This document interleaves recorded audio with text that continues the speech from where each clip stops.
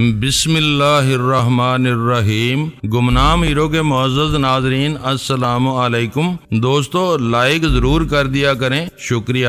آئیے چلتے ہیں کہانی کی طرف۔ سان فرانسسکو ہم جنس پرستوں کی جنت ہے، میں وہاں اسی دائرے میں شامل ہو گئی۔ مردوں کی خود غرضی سے محفوظ رہ کر جلد از جلد خوشحال ہونے کا وہ آسان راستہ تھا جسے میں نے شوق یا مرضی سے نہیں بلکہ حالات کے جبر کی وجہ سے اپنایا تھا۔ موضوع کی تلخی کو بلانے کے لیے اس نے دوسرے گلاس میں سے ایک لمبا گھونٹ لیا تو میں اس سے ایک اور چبھتا ہوا سوال پوچھے بغیر نہ رہ سکا۔ کیا تمہیں کبھی ماں باپ کا سایہ میسر نہیں رہا؟ باپ شرابی اور جواری تھا، ماں اپنے ایک آشنا کے ساتھ کہیں بھاگ گئی۔ میں گھر اور سکول کو بھول کر سڑکوں پر آ گئی اور قصہ ختم۔ اس نے ہاتھ جھاڑ کر بات ختم کر دی۔ للی برنارڈ کسی بھی معاشرے میں انسانی عزم و حوصلے کی کامیابی کی ایک ایسی مثال تھی جس پر کوئی مقالہ بھی لکھا جا سکتا تھا، لیکن اس نے ہر بات بہت اختصار کے ساتھ سمیٹی تھی۔ اس کی کہانی میں بس ایک ہی کمزور لمحہ تھا جب اس نے غربت و تنہائی سے مغلوب ہو کر نیو یارک سے سان فرانسسکو جانے کا فیصلہ کیا تھا۔ اس وقت تک میں جینی کو نیو یارک کی ایک رنگین مزاج اور اباش طبیعت لڑکی سمجھ رہا تھا جو اچھے منصب پر فائز ہونے کے باوجود پروقار زندگی گزارنے کے تصور سے نالاں تھی۔ اس کی زندگی کے جستہ واقعات سننے کے بعد میری نگاہوں میں اس کا مقام ذرا بلند ہو گیا۔ ایک خاص بات یہ تھی کہ میرے پہنچنے کے بعد اس کے فون کی گھنٹی بجی تھی، نہ اس نے کسی کو فون کیا تھا۔ اس کا مطلب یہ تھا کہ اس کے ملنے جلنے والوں کا حلقہ مختصر اور محدود تھا، یا شاید وہ بھی ماضی کی ویرا کی طرح شکار کو زیر کر کے بھول جانے کی عادی تھی۔ میں جس مقصد کے لیے وہاں آیا تھا وہ پورا ہو چکا تھا۔ میں نے کئی بار اٹھنے کا ارادہ کیا لیکن جینی نے ہر بار ہاتھ تھام کر والہانہ انداز میں مجھے روک لیا۔ ویرا کے ساتھ شب و روز کی یکسانیت سے فرار حاصل کر کے مجھے خود بھی جینی کے ساتھ دنیا جہان کی باتیں کرنے میں لطف آ رہا تھا، لیکن مشکل یہ تھی کہ معدے میں گورڈن ڈرائی جن کی بڑھتی ہوئی مقدار کے ساتھ اس کے ذہن پر رومان کا بھوت طاری ہوتا جا رہا تھا۔ کھانے وغیرہ کا دور تک کوئی ذکر نہیں تھا۔ مجھے ڈر تھا کہ اگلا کوئی بھی گلاس اسے کیف و سرور کی ایسی دنیا میں پہنچا دے گا جہاں وہ میرے گلے کا ہار بن کر رہ جائے گی اور میں بے بس ہو کر رہ جاؤں گا۔ پانی کی بوتل لینے کے بہانے میں اس کے باورچی خانے میں گیا تو یہ دیکھ کر اطمینان ہوا کہ فریج خورد و نوش کی اشیاء سے بھرا ہوا تھا۔ منجمد کھانوں کی تازگی دینے کے لیے وہاں مائکرو ویو اوون بھی موجود تھا۔ میں نے اس جائزے سے فارغ ہو کر پانی کی بوتل نکال ہی لی تھی کہ جینی جھومتی اور لڑکھڑاتی ہوئی وہیں آ پہنچی اور میرے شانے پر ہاتھ رکھ کر اپنا پورا بوجھ میرے اوپر ڈال دیا۔ میں نے غصیلی نظروں سے اسے گورا تو وہ اپنے خمار آلود آنکھیں میری آنکھوں میں ڈال کر مسکرا دی۔ فکر مت کرو، قدم ذرا لڑکھڑانے لگے ہیں، میرا ذہن صاف رہتا ہے۔ اس وقت بس تم سے مسلسل باتیں کرنے کو جی چاہ رہا ہے۔ اس وقت جینی کی خوبصورت آنکھوں میں اور چہرے پر عجیب مقناطیسی کشش پیدا ہو چکی تھی۔ میں نے نظریں چرا کر اسے سہارا دیا اور دوبارہ خوابگاہ کی طرف ہو لیا۔ اگلے دن کا آغاز خاصی قتل مندی سے ہوا۔ ویرا دیر تک میری واپسی کے انتظار میں جاگتی اور سلگتی رہی۔ پھر میری واپسی پر درمیانے درجے کا ایک تلخ و ترش فساد ہوا جس کا کوئی نتیجہ نکلنا تھا نہ نکلا۔ اتنا ضرور ہوا کہ نیو یارک آمد کے بعد پہلی بار مجھے پوری مسحری پر آزادی سے ہاتھ پیر پھیلا کر سونے کا موقع مل گیا۔ ویرا مجھ سے روٹ کر صوفے پر منہ لپیٹ کر پڑ گئی تھی۔ صبح ہم دونوں ایک دوسرے سے قدرے شرمسار اور روٹھے سے تھے۔ میرے ذہن پر 3 کام سوار تھے۔ سب سے پہلے اول خان کو پرزوں کی کھیپ کے بارے میں تازہ ترین معلومات سے آگاہ کرنا تھا۔ اس کے بعد نیو جرسی کا چکر لگا کر اس پراسرار گودام کے محلے بکو کا جائزہ لینا تھا جہاں کولمبس سے آنے والی 24 پیٹیوں کو 2 روز کے لیے ذخیرہ کیا جانا تھا۔ ان دونوں اہم کاموں کے بعد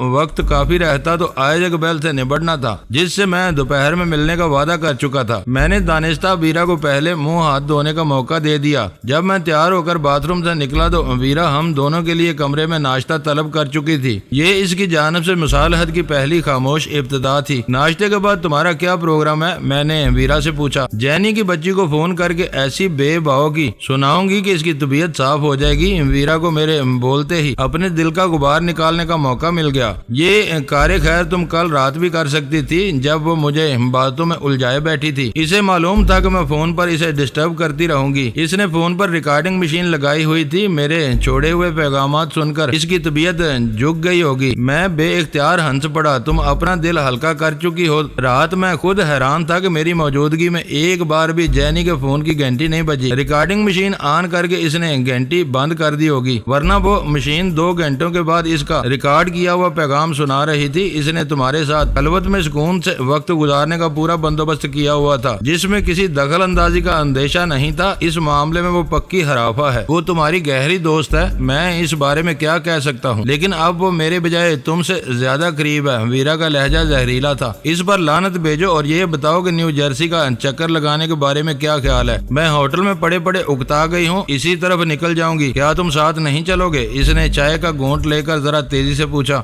ہم دونوں کا ایک ساتھ منظر عام پر گھومنا پھرنا خطرناک ثابت ہو سکتا ہے، واقعات بہت تیزی سے رونما ہو رہے ہیں۔ بلیک ڈیڈ کے مقابلے پر آ جانے کے بعد وہ زیادہ چکنے ہو چکے ہوں گے، بہتر یہی ہوگا کہ تم اکیلی نکل جاؤ، بس دور سے گودام کا جائزہ لے کر لوٹ آنا ہے۔ اس کا مطلب ہے کہ تم یہاں آرام کرو گے، آج وہ ادھر تو نہیں آ رہی۔ میں بے اختیار ہنس پڑا۔ میری نیت اور باتوں پر شبہ مت کرو، میں اول خان کو فون کرنے کے بعد رنگس کے دفتر کا طواف کروں گا، ہو سکتا ہے کہ اسحاق گھنٹی نظر آ ہی جائے، تصاویر دیکھ لینے کے بعد میں اسے ایک ہی نظر میں پہچان لوں گا۔ پھر سبز فائل کے 5 کاغذ بھی اول خان کو بھیج دو تاکہ ان کا جلد کوئی نتیجہ نکل سکے۔ آہستہ آہستہ اس کا غصہ معدوم ہو چکا تھا اور وہ اعتدال پر آ گئی تھی۔ اس نے للی برنارڈ کے دیے ہوئے کاغذوں کو دیکھ بھال کر الگ کر لیا۔ کام کے چند کاغذوں کے سوا باقی پلندہ ضائع کیے جانے کے قابل تھا۔ وہ چیزیں میرے حوالے کر کے ویرا نے ریوالور چیک کر کے اپنے بیگ میں رکھا اور روانہ ہو گئی۔ نیو جرسی کے ساتھ بھی وہی اوہایو والا چکر تھا، یعنی نیو جرسی فلاڈلفیا اور نیو یارک کے درمیان پچکی ہوئی ایک پتلی اور لمبی سی ریاست ہے جسے عام غیر ملکی محض ایک شہری تصور کر کے دن بھر میں وہاں کے تمام قابل ذکر مقامات کی سیر کر ڈالتے ہیں۔ رنگس والوں کو کراچی بھیجے جانے والے 3 کریٹ نیو جرسی کے پرنسٹن نامی قصبے کے ایک گودام میں پہنچانے تھے۔ اس وقت تک میرے لیے اس شہر یا قصبے کی شہرت کی وجہ پرنسٹن یونیورسٹی تھی، لیکن آئزیک بیل نے اس قصبے کو اہمیت کی دوسری وجہ بھی عطا کر دی تھی۔ ویرا پرنسٹن کے لیے چلی گئی تو میں نے اس کے الگ کیے ہوئے کاغذات کا جائزہ لیا۔ ان میں رنگس کے بارے میں ایسی اہم کاروباری معلومات موجود تھیں جن سے ان کا کوئی حریف زبردست فائدہ اٹھا سکتا تھا، مگر ہمارے لیے وہ کاغذ بیکار تھے۔ ان کاغذوں کو پھاڑتے پھاڑتے میں نے ایک خیال کے تحت اپنا ہاتھ روک لیا۔ وہ سب ٹائپ کیے ہوئے چھپے ہوئے کاغذات کی نقول تھی، ان پر ہمیں بھی کسی کی کوئی تحریر نہیں تھی۔ میں نے ٹیلی فون ڈائریکٹری میں سے امریکہ کی برنکس نامی دوسری سیکیورٹی ایجنسی کا پتہ نوٹ کیا اور جینی کے دیے ہوئے سادہ خاکی لفافے پر ان کے سب سے بڑے مقامی عہدے دار کا نام پتہ درج کر کے فالتو کاغذ ڈال کر اسی لفافے میں بند کر دیے۔ ڈاک سے ملنے والا وہ لفافہ برنکس کو فائدہ پہنچاتا، جس کا مطلب آئزیک بیل کا مالی اور کاروباری نقصان ہونا تھا، اور یہی میرا مطلوب و مقصود تھا۔ سبز فائل کھول کر میں نے ایک مرتبہ پھر 5 اوراق کی ناقابل فہم تحریر پر نظریں دوڑائیں، لیکن کوئی نتیجہ اخذ نہیں کر سکا۔ ان کاغذات پر کچھ وقت برباد کرنے کے بعد میں نے انہیں فائل سے الگ کیا اور وہ سب چیزیں بریف کیس میں بند کر کے روانگی کی تیاری کر لی۔ ہوٹل سے نکل کر میں نے سب وے اسٹیشن کا رخ کیا جو قریب ہی تھا۔ وہاں میں نے ڈاک خانے سے برنکس کے نام تیار کیا ہوا لفافہ روانہ کیا۔ قریبی اسٹال سے 5 اوراق کی 2 فوٹو کاپیاں تیار کرائیں۔ ایک سیٹ اول خان کے نام لفافے میں بند کر لیا اور اسے بھی ہاتھوں ہاتھ ڈاک خانے کے حوالے کر دیا۔ مجھے امید تھی کہ 3-4 دنوں میں وہ لفافہ اسے مل جائے گا۔ ان چھوٹے موٹے مگر اہم کاموں سے فارغ ہو کر میں نے وہیں ایک فون بوتھ سنبھال لیا۔ یہ میری خوش قسمتی تھی کہ پہلے سے کوئی پروگرام طے نہ ہونے کے باوجود اول خان گھر پر ہی مل گیا اور اس نے چھوٹتے ہی یہ تصدیق کی کہ کینوب کے لیے مطلوبہ پرزے انٹربل رینڈ کمپنی اوہایو کے شہر کولمبس سے ہوائی جہاز کے ذریعے بھیجنے والی تھی۔ یہ ہوائی سفر 2 دن بعد نیو یارک سے شروع ہوگا۔ میں نے اسے تازہ ترین معلومات سے آگاہ کرتے ہوئے کہا اور پھر اسے متوقع پرواز کی دوسری تفصیلات بھی بتا دیں۔ یہ سب حیران کن ہے، یہاں کسی کو کوئی اطلاع نہیں کہ انٹربل رینڈ والے مطلوبہ پرزے کب روانہ کر رہے ہیں اور تم پرواز کی کراچی آمد تک کا وقت تک بتا رہے ہو۔ آج وہ پرزے ایک قریبی گودام میں آ رہے ہیں۔ ہماری سر توڑ کوشش ہوگی کہ تقریب کاروں پر نظر رکھ سکیں۔ پتہ نہیں وہ کیا کرنا چاہ رہے ہیں۔ اگر ان پرزوں کو پرنسٹن میں ہی تباہ کر دیا گیا تو انٹربل رینڈ والوں کو انشورنس سے رقم مل جائے گی، مگر بجلی گھر ایک لمبی مدت کے لیے بند پڑا رہے گا۔ وہ لوگ ان پرزوں کی دوبارہ تیاری میں کافی وقت لے سکتے ہیں۔ امکان یہی نظر آتا ہے۔ اول خان کی آواز پرجوش ہو گئی۔ تم صحیح سمت میں سوچ رہے ہو، وہ لوگ اس کھیپ میں ٹائم بم یا بارودی ذخیرہ ہی ڈالیں گے۔ نہیں، اول خان मैंने सोचते हुए इसकी बात काट दी। टाइम बम या बारूद का खतरा मोल नहीं लिया जा सकता। इसमें जहाज पर सवार सैकड़ों मुसाफिरों की जानों को खतरा लाहक हो सकता है। आजकल तैयारों की आमदोरफ्त में मौसमी फनी या दीगर वजहों की बिना पर देर सवेर आम हो गई है। वो लोग ऐसा कोई कदम नहीं उठाएंगे कि जरूरत के तहत तबाही के वक्त और मुकाम में रद्दोबदल करना मुमकिन न रहे। ये कोई बहुत सोचा समझा खेल मालूम होता है तो फिर कोई रिमोट कंट्रोल्ड डिवाइस हो सकती है। वो जब और जहाँ चाहे इस खेप को नाकाबिले तलाफी नुकसान पहुँचा सकते हैं। अव्वल खान ने कहा, ऐसे रिमोट कंट्रोल आम नहीं हुए जो हजारों मील के फासले पर भी काम करते हों। हमारा वास्ता आम मुजरमों और दुश्मनों से नहीं है। जो लोग व्हाइट हाउस की स्टेशनरी इस्तेमाल करने पर कादर हैं वो सैटेलाइट के जरिए फासलों को बेअसर बना सकते हैं। क्या तुम्हें याद नहीं कि ब्लू क्रॉस मिशन को नाकाम बनाने के लिए इसी तकनीक का सहारा लिया गया था? अगर वीरा होशमंदी से काम लेकर एक ट्रेलर को कुर्बानी न देती तो सब कुछ बर्बाद हो गया होता। मुझे यूं महसूस हुआ जैसे किसी ने मेरे सर पर ठंडे पानी की बाल्टी उलटकर मुझे गहरी नींद से जगा दिया हो। मैंने एक झुरझुरी लेकर कहा, नहीं, पुर्जों को बर्बाद ही करना है तो इस काम के लिए प्रिंसटन बेहतरीन जगह है जहाँ वो पेटियां 2 दिन तक पड़ी रहेंगी। ये बात समझ में नहीं आती कि वो पुर्जों की तरसील को रोकना या मौखर करना चाहते हैं तो इंटरवल रैंड वालों पर दबाव डालते। इन्होंने इतनी जल्दी खेप कैसे तैयार कर दी? वो 1-1.5 महीने का वक्त आराम से ले सकते थे, या फिर इंसानी और मशीनी गलतियों का बहाना बनाकर पुर्जों की साख्त में ऐसी तब्दीलियां कर सकते थे कि वो पाकिस्तान पहुंचकर भी इस्तेमाल न हो सके। तुम्हारा आखिरी खदशा तो अब भी वजन रखता है। अव्वल खान पूरी तवज्जो से एक एक लफ्ज सुन रहा था। इसने पुरतशवीश लहजे में अपनी बात जारी रखी, हमें क्या पता कि वो क्या भेज रहे हैं। जब तक वो पुर्जे कराची पहुंचकर इस्तेमाल में नहीं आ जाते ये खदशा बरकरार रहेगा। जब तक इस खेल का अंजाम सामने नहीं आ जाता सोच सोच कर हमारे असाब चटकते रहेंगे। इस वक्त ये सब ख्याली अंदेशे हमें सता रहे हैं। यहाँ हम दोनों तगो दो कर रहे हैं, वहाँ तुम सब अपनी आंखें खुली रखो, आगे अल्लाह मालिक है। मैंने जब तुमसे कराची में लोड शेडिंग का शिकवा किया तो मेरे वहमो गुमान में भी नहीं था कि कराची की रोशनियों को निकलने की मंसूबाबंदी न्यूयॉर्क में की गई होगी। जमीन पर खुदाई गांठने वाले 20वीं सदी के इन फरौनों से बस खुदा ही बचाने वाला है। इनका बस चले तो ये अपने नापसंदीदा लोगों से रिज़्क और रोजी का एक एक दाना छीन कर इन्हें पीस डालें। सब्र से काम लो,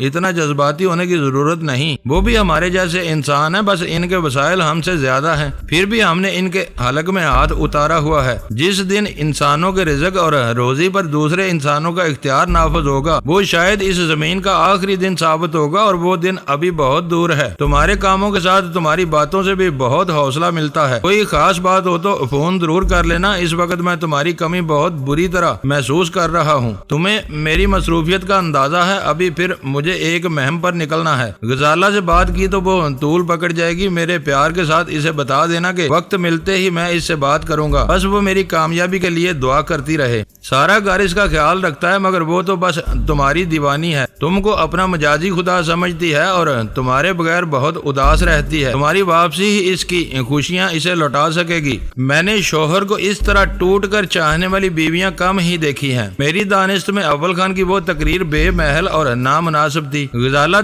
यकीनन इसके आसपास ही खड़ी या बैठी इसकी बातें सुन रही थी। इन बातों से इसके जज्बात में कोई उबाल पैदा हो जाता तो मेरे लिए फोन पर इसे संभालना मुश्किल हो जाता। मैंने खुदा हाफिज कहकर जल्दी से फोन बंद कर दिया। मैंने रेस्ट वॉच पर निगाह डाली तो सिर्फ 11:30 बजे थे। सलाट से बाहर आते हुए कार्ड को दोबारा अंदर दबाकर मैं वर्जीनिया में बद्रीनाथ के होटल का नंबर मिलाने लगा। मुझे बद्री ने पहले ही बता दिया था कि वो आम तौर पर शाम के 5 या फिर 9 बजे के बाद रिचमंड के जेफरसन होटल में मिल सकेगा, मगर मेरे पास वक्त और डॉलरों की कोई कमी नहीं थी। इसलिए मैंने बद्री के मिलने की मोहूम सी उम्मीद में वो राब्ता कर डाला। इस होटल में टेलीफोन एक्सचेंज शायद फ्रंट काउंटर के साथ ही वाक़या था। ऑपरेटर ने मुझे लाइन होल्ड कराए बगैर कदरे तवक्कुफ के बाद बताया कि बद्रीनाथ की चाबी कीबोर्ड पर मौजूद थी। वो होटल से बाहर गया हुआ था। मैंने फोन बंद कर दिया और बूथ छोड़कर बाहर निकल आया। इस वक्त मेरे सामने सिर्फ और सिर्फ आइजक बेल रह गया था। इससे मुकर्ररा औकात में मुलाकात पर अपनी आमादगी जाहिर करते हुए मैंने पहले ही अपनी अपनी हिकमत अमली तय कर ली थी और इस वक्त इस पर अमल करने के लिए मेरी नजरें इधर उधर भटक रही थी। न्यूयॉर्क सबवे का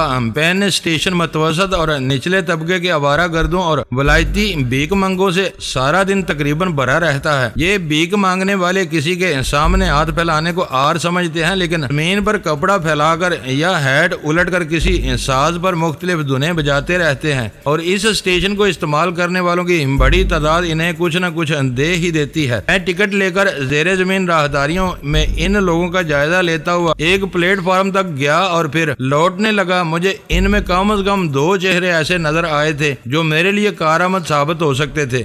मुझे ख्याल आया कि अगर मेरे लिए काम करने वाला मगरबी कनाल स्ट्रीट की 40वीं इमारत में पकड़ा गया तो वो चंद ही थप्पड़ों में ये उगल देगा कि इसे पेन स्टेशन से मुआवजे पर साथ लिया गया था। इस तरह आइजक बेल को ये सुराग मिल सकता था कि मेरा ठिकाना इसी सब स्टेशन के कुर्बो जवार में पाया जाता है और इसके आदमी मेरी तलाश में इस इलाके में फैल जाते। मैंने पेन स्टेशन के किसी बकारी को घेरने का इरादा तर्क कर दिया और स्टेशन से बाहर आकर सबवे का नक्शा देखने के बाद लंकन सेंटर स्टेशन का टिकट खरीद लिया। लंकन सेंटर शायद न्यूयॉर्क आए हुए सयाहों के लिए काफी कशिश रखता था, क्योंकि पेन स्टेशन से आगे जेरे जमीन ट्रेन में मुसाफिरों की तादाद बतदरीज बढ़ती रही और लिंकन सेंटर के स्टेशन पर यूं महसूस हुआ जैसे वहां पूरी ट्रेन खाली हो जाएगी। वो न्यूयॉर्क बल्कि मैनहट्टन की जिंदगी का एक और ही रुख था। लिंकन सेंटर से चंद मेल शुमाल मशरक में हार्लम पिछले 2 रोज से आग और खून में नहाया हुआ था। तीसरे दिन की इब्तदा खबरें भी मायूस कुन थी, लेकिन शहर के दूसरे इलाके इन फसादात से जरा भी मुतासर नहीं नजर आ रहे थे। जिंदगी की सारी राहनाइयां और रौनकें अपने शबाब पर नजर आ रही थी। जेरे जमीन प्लेटफार्म से ऊपर आने तक मुझे काम का कोई चेहरा नजर नहीं आया, मगर फुटपाथ पर जरा दूर चलने के बाद मुझे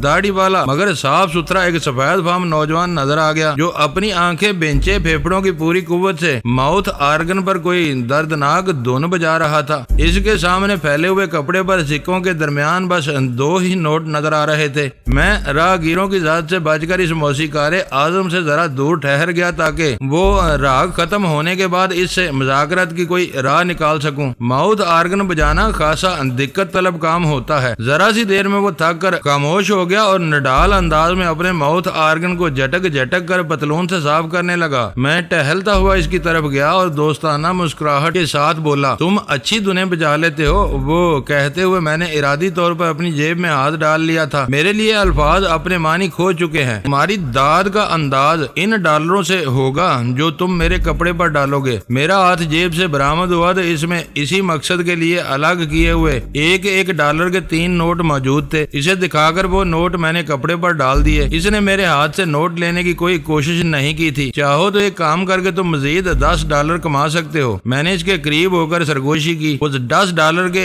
जिक्र पर इसकी आंखें चमक उठी, फिर यकायकी धुंधला गईं। इसने मायूसाना लहजे में पूछा, मेहनत का कोई काम होगा? कतई नहीं, बस किसी को एक लिफाफा देना है। मैंने इसे हौसला दिया। वो माउथ आर्गन बजाना मौकूफ कर चुका था, इस वजह से कोई भी हम दोनों की तरफ मतवज्जो नहीं था।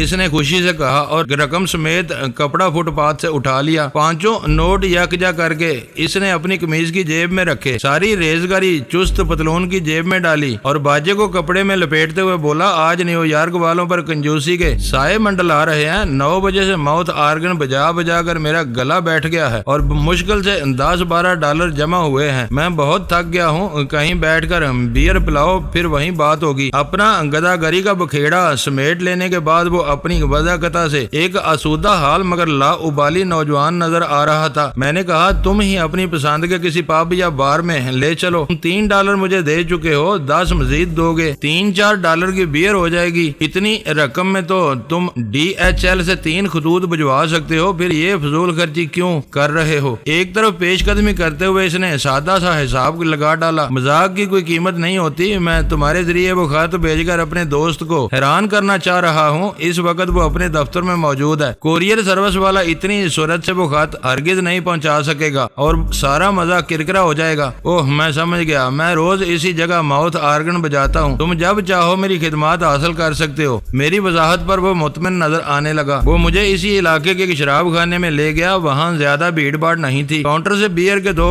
बड़े गिलास खरीद कर हम एक अलग थलग मेज पर आ बैठे। मैंने एक सादा लिफाफे में दूसरा सादा लिफाफा बंद करके जैक्सन नामी इस नौजवान के हवाले कर दिया। ब्रीफ केस की आड़ में वो कार्रवाई کارروائی کرتے ہوئے میں نے یہ احتیاط کی تھی کہ وہ میری اس حرکت سے واقف نہ ہو سکے۔ بیئر کے اس بڑے گلاس سے میری طرح وہ بھی شکم سیر ہو گیا اور تشکر امیز انداز میں مسکرانے لگا۔ وہاں سے اٹھ کر ہم سب وے کے ذریعے براہ راست چائنا ٹاؤن کے لیے روانہ ہو گئے، جو ورلڈ ٹریڈ سینٹر کے مقابلے میں کنال اسٹریٹ سے قریب تر تھا۔ تم 40 ویسٹ کے گیٹ پر جیری فنس کا کوڈ بتا کر اندر داخل ہو سکتے ہو۔ ٹرین سے اتر کر کچھ دور پیدل چلنے اور کنال اسٹریٹ پر پہنچنے کے بعد میں نے اسے یاد دہانی کرانی چاہی، لیکن اس نے میری بات پوری نہیں ہونے دی۔ اندر داخل ہو کر میں سیکیورٹی اینڈ سروسز والی کھڑکی پر آئزک کے لیے تمہارا لفافہ دے دوں گا اور میرا کام ختم ہو جائے گا۔ اپنے کام کا آخری حصہ اس نے خود دہرایا۔ گڈ، واپسی پر میں تمہیں ٹپ میں مزید $2 دوں گا۔ میں نے کہا ابھی تم نے معاوضے کے ڈالر بھی نہیں دیے۔ اس نے مجھے یاد دلایا تم ایسا کرو کہ بعد کے چکر کے بجائے مجھے پورے $12 ابھی دے دو اور سمجھ لو کہ تمہارا کام ہو گیا۔ میرے اندر پہنچنے کے بعد تم ہنسی خوشی گھر یا ہوٹل واپس جا سکتے ہو۔ میں نے خفت امیز انداز میں جیب سے اپنا بٹوا نکالا اور وہیں کنارے سے رک کر $15 اسے تھما دیے۔ اس وقت 40ویں عمارت زیادہ دور نہیں رہ گئی تھی، یہ 12 سے 15 ہو گئے ہیں۔ گڈ، تم تو بہت سخی معلوم ہوتے ہو۔ ذرا سے کام کے لیے اتنی بڑی رقم پا کر وہ بہت خوش ہو گیا۔ 3 اس کوتاہی کے سمجھ لو گے تمہیں رقم کے لیے یاد دہانی کرانی پڑی۔ اس نے ڈالروں کو موڑ کر چوما۔ وہ بوسہ ہوا میں میری طرف اچھالا اور تیزی سے سڑک عبور کرتا چلا گیا، کیونکہ 40ویں عمارت داہنی طرف ہی تھی۔ میری چھٹی اس بتا رہی تھی کہ منزل پر پہنچنے کے بعد جیکسن کے ساتھ کوئی اچھا سلوک نہیں کیا جائے گا۔ یہ میری مجبوری تھی، مجھے اس کو قربانی کا بکرا بنانا پڑا تھا۔ آخری لمحات پر میرا ارادہ تھا کہ متوقع ٹوٹ پھوٹ کی دیکھ بھال کے لیے مزید کچھ رقم اسے دے دوں، لیکن $15 پر اس کا رد عمل دیکھ کر میں نے وہ ارادہ ترک کر دیا تھا۔ معاوضے میں غیر متوقع طور پر 5-10 گنا رقم دیکھ کر اسے کسی خطرے کا احساس ہو جاتا تو وہ آخری لمحات پر لفافہ پہنچانے سے انکار کرنے کے ساتھ کوئی ہنگامہ بھی کھڑا کر سکتا تھا۔ ہم مشرقی سمت سے کنال اسٹریٹ پر آئے تھے۔ وہ سڑک کی داہنی فٹ پاتھ پر چلتا رہا، میں اس سے ذرا پیچھے بائیں طرف ہی بڑھتا رہا۔ ہماری نظریں مسلسل اس کا پیچھا کر رہی تھی۔ جیکسن اس عمارت کے پرشکوہ آہنی پھاٹک کے قریب رک گیا۔ غیر ارادی طور پر میرے قدموں کی رفتار سست ہو گئی اور دل کی دھڑکنیں تیز ہونے لگیں۔ اس بلند و بالا پھاٹک کا ذیلی پٹ ایک طرف سرکا اور جیکسن نے جو ہی اس خلا میں قدم رکھا، 2 مضبوط ہاتھوں نے اس کی قمیض کا کالر پکڑ کر بے رحمی سے اسے اندر گھسیٹ لیا۔ ذیلی پٹ فوراً ہی سرک کر بند ہو گیا۔ کھلنے والے خلا میں جیکسن کو کھینچنے والوں کی جھلک تک نظر نہیں آئی تھی۔ فضا میں جیکسن کی بس پہلی بے ساختہ چیخ گونج سکی، جسے ٹریفک کے شور میں بہت سے لوگ نہ سن سکے ہوں گے۔ چیخ سننے والوں نے چونک کر ادھر ادھر دیکھا اور ہر طرف امن و سکون کی عملداری دیکھ کر کچھ نہ سمجھنے والے انداز میں آگے بڑھ گئے۔ آئزک بیل میری توقع سے کہیں زیادہ وحشی اور بے صبرا ثابت ہوا تھا۔ اس نے اپنے دفتر میں میرا انتظار کرنے کے بجائے پھاٹک پر اپنے آدمی مامور کر کے میرے استقبال کا بندوبست کیا تھا تاکہ میں اپنے پیروں پر چل کر اس کے سامنے نہ پہنچ سکوں۔ میرا دل جیکسن کے لیے مغموم ہو گیا۔ اس کاہل الوجود نوجوان نے محنت مشقت سے بچنے کے لیے ماؤتھ آرگن بجا کر مزید کچھ کیے بغیر ڈالر کمانے کا شغل اپنایا ہوا تھا، مگر اس وقت وہ محض 15 یا 18 ڈالروں کے عوض رنگس کے پیشہ ور گنڈوں کے ہتھے چڑھ چکا تھا۔ وہ افسوسناک واقعہ رونما ہوتے ہی میں نے اپنی رفتار تیز کر دی اور قریب ترین گلی آنے پر بلا تاخیر کنال اسٹریٹ سے نکل گیا۔ شہر میں میری کوچہ نوردی اس وقت خطرناک ثابت ہو سکتی تھی۔ مار داڑ کے نتیجے میں ان لوگوں کو قیدی سے جو کچھ معلوم ہوتا ہے، اس کی روشنی میں غالب امکان تھا کہ ان کی کوئی ٹولی زخمی قیدی کو گاڑی میں ڈال کر میری تلاش میں مین ہیٹن کی سڑکوں پر نکل کھڑی ہوتی۔ آئزک بیل کو زچ کر دینے کی اس تدبیر کا سب سے برا پہلو یہ تھا کہ ایک ایسا آوارہ گرد ان کے ہاتھ لگ گیا تھا جو مجھے میرے تازہ ترین حلیے میں پہچان سکتا تھا۔ کئی موڑ گھومنے کے بعد میں نے ایک ٹیکسی پکڑی اور پین اسٹیشن پر اسے چھوڑ دیا۔ حفاظتی پیش بندی کے طور پر میں وہاں سے ہوٹل تک کا فاصلہ پیدل طے کرنا چاہتا تھا۔ اپنے کمرے میں پہنچ کر میں نے سب سے پہلے سبز فائل کے 5 اصل اوراق فائل کور میں اپنی جگہ پر لگا دیے۔ مجھے یقین تھا کہ جینی کسی بھی وقت وہ فائل مانگ کر خاموشی سے اسے اس کی اصل جگہ پہنچا دے گی۔ ہم نے وہ اہم کاغذات اپنی آنکھوں سے دیکھ لیے تھے۔ ان کے واٹر مارک فوٹو کاپی میں نہیں آ سکے تھے، لیکن ڈی کوڈنگ کے لیے پورا متن ہمارے پاس محفوظ ہو چکا تھا۔ میں نے ہاتھ منہ دھو کر لباس تبدیل کیا اور اخبار کی ورق گردانی میں مصروف ہو گیا۔ ہارلم کے فسادات کے دوسرے دن کی سب سے بڑی خبر رنگس کی گاڑیوں پر بموں کے خون ریز حملوں کے بارے میں تھی۔ دوسری خبروں میں مزید کسی جانی نقصان کا تذکرہ نہیں تھا، لیکن جلاؤ اور گراؤ کی کارروائیوں میں بھاری مالی نقصان کے ساتھ 3 افراد کے زخمی ہونے کی اطلاعات ملی تھی، جو سفید فارم تھے اور مشتعل سیاہ فارموں کی پرتشدد کارروائیوں کا نشانہ بنے تھے۔ ہیلن رائے کے بارے میں واقعات بہت اختصار کے ساتھ رپورٹ کیے گئے تھے۔ ہو سکتا ہے کہ سنسنی پسند اخبارات نے اسے اپنی لیڈ اسٹوری کے طور پر اچھالا ہو۔ نیو یارک میں وہ پہلی امریکی لڑکی تھی جو براہ راست میری کسی حکمت عملی کا ایندھن بنی تھی۔ اندر کے صفحات میں ایک 4 کالمی سرخی کے ساتھ کسی امریکی سینیٹر کا مطالبہ چھپا تھا، جس نے امریکی آئین کے حوالے سے پاکستان پر مکمل اقتصادی پابندیاں عائد کر کے اس کی امداد روک دینے کا مطالبہ کیا تھا۔ اس مطالبے کے لیے پاکستان کی بساط سے زیادہ ایٹمی تیاریوں کو بنیاد بنایا گیا تھا۔ میں نے توجہ سے وہ پوری خبر پڑھ ڈالی۔ اس میں اس متعصب سینیٹر نے اپنی حکومت سے یہ بھی کہا تھا کہ وہ اپنا اثر و رسوخ استعمال کر کے اقوام متحدہ کے ذریعے پاکستان پر کڑی پابندیاں لگوائے اور اس کے انسپیکٹروں کے ذریعے پاکستان میں موجود تمام ایٹمی تنصیبات کو اس طرح ختم کرے کہ ان سے دوبارہ کام نہ لیا جا سکے۔ کینوب میں چند روز قبل کی جانے والی تخریب کاری کی روشنی میں وہ بیان بہت ذو معنی تھا۔ اس میں یہ دھمکی پوشیدہ تھی کہ پاکستان نے امریکی تنصیبات کے سامنے ہتھیار نہ ڈالے تو کینوب کے پمپوں کی تباہی سے زیادہ سنگین واقعات تواتر کے ساتھ پیش آ سکتے ہیں، جس کے لیے اقوام متحدہ یا دوسرے ملکوں کی کسی مدد کی ضرورت نہیں تھی۔ وہ خبر پڑھتے ہوئے میرے دل و دماغ میں آئزیک بیل کے خلاف لاوا سا کھولنے لگا۔ راس المیڈا کی مسند سنبھالتے ہی اس نے ڈیوڈ اسٹارز اور CIA کی ملی جلی ریشہ دبانیوں کا سلسلہ خاصا تیز کر دیا تھا اور خود کسی طرح قابو میں نہیں آ رہا تھا۔ اس کو تہس نہس کرنے کی بس ایک ہی صورت تھی کہ ویرا کی طرح کسی بہانے اس عمارت میں داخل ہو کر اسے کسی طاقتور ٹائم بم سے اڑا دیا جائے تاکہ آئزیک بیل اور رنگس کی ساری طاقت اس کے ملبے میں ہمیشہ کے لیے دفن ہو جائے۔ مگر میری نظروں میں وہ ایسا غیر انسانی فعل ہوتا جو میری راتوں کی نیندیں حرام کر دیتا۔ کینال اسٹریٹ کی اس ہائی رائز میں صرف آئزیک بیل کی کمی گاہ ہی نہیں تھی، سینکڑوں دوسرے دفاتر بھی تھے جن میں دن بھر ہزاروں افراد موجود رہتے تھے۔ آئزیک بیل جیسے پاپی کی مکمل سرکوبی کے لیے بے گناہوں کی اتنی بڑی تعداد کو لہو لہان کرنا درندگی ہوتا۔ ایک قوم کی حیثیت سے امریکنوں سے کوئی محبت یا رغبت نہ ہونے کے باوجود میرے اپنے ذہن کا یہ عالم تھا کہ ہیلن رائے کے ساتھ پیش آنے والے اندوہناک واقعے پر میرا دل بار بار مجھے ذمہ دار ٹھہرا کر ملامت کر رہا تھا۔ تازہ ترین مثال جیکسن نامی کام چور اور حرام خور امریکی بھکاری کی تھی جو محض میری وجہ سے بیڑیوں کے بٹ میں جا گھسا تھا اور میں اس کے لیے مغموم تھا۔ میں کسی بھی صورت میں 40ویں عمارت کے خلاف کوئی نیا منصوبہ نہیں بنا سکتا تھا جس کے نتیجے میں بے گناہ شہریوں کی ایک بڑی تعداد کی جانیں ضائع ہو جاتی۔ دوستو ویڈیو کو لائک ضرور کر دیا کریں۔ ISI پاک آرمی زندہ باد، پاکستان پائندہ باد۔ معزز ناظرین اپنا خیال رکھیے گا اور اپنے اس چینل کا بھی شکریہ۔